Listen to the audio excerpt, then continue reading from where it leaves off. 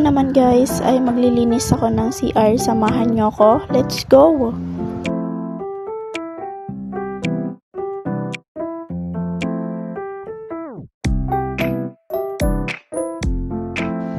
Tamang walis-walis lang sa floor guys.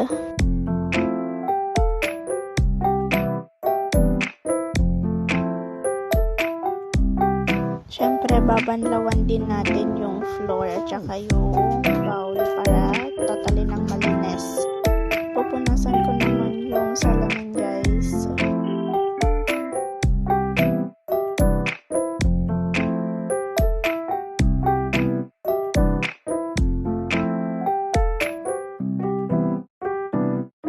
Yan lang guys. Thank you for watching.